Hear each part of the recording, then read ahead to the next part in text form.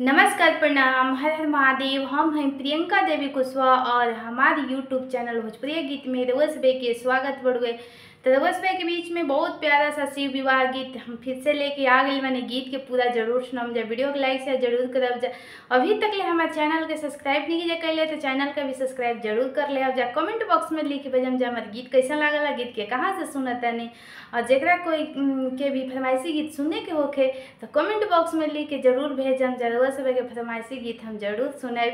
तो चलिए जरूर सब के जल्दी जल्दी प्यारा सा शिव विवाह गीत हम सुनावतनी।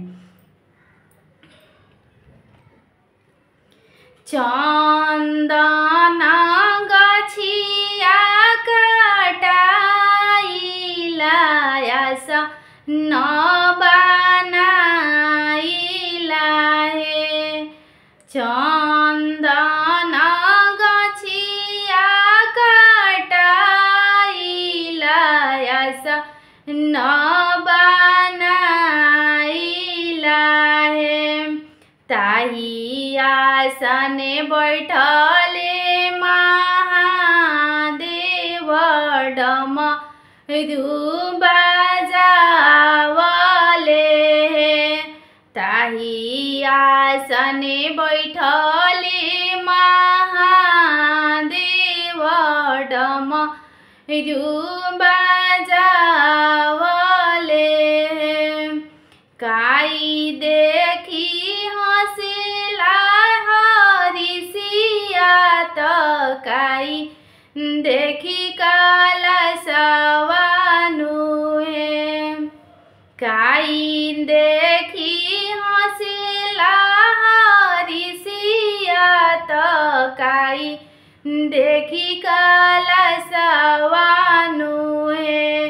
काई देखी हंसले महादेव डमरू बजावले हे। काई देखी हंसले महादेव डमरू बजावले हे। जाटा देखी हंसेला हरिसिया तो मौरी देखी कलशवानु हे। जाटा देखी हंसेला हरिसिया तो मौरी देखी कलशवानु हे। गौरा देखी हंसले महादेव डमरू बजावले हे। गौरी देखी हंसले महादेव डमरू बजावले हे। काई देखी बिहसेला नगावत काई देखी डमरुआनु हे। काई देखी बिहसेला नगावत काई देखी डमरुआनु हे। काई देखी बिहसेला बसाहत मन मन हसेला हे।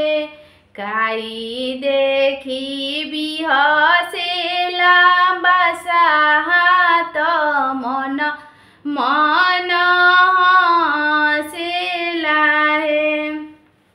रूप देखी बिहसेला नगावत भाव देखी डमरुआनु हे। रूप देखी बिहसेला नगावत भाव देखी डमरुआनु हे। जोड़ी देखी बिहसेला बसावत मने मने हसेनु हे। जोड़ी देखी बिहसेला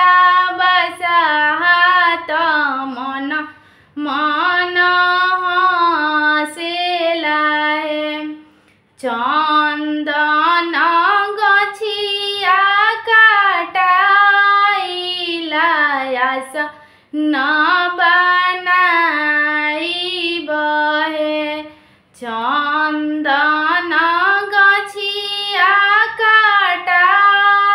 काटाइलास न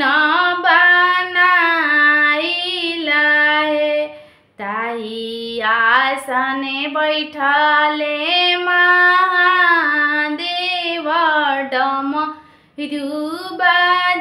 बजावले ताही आसने बैठले महादेव डम बजावले ताही आस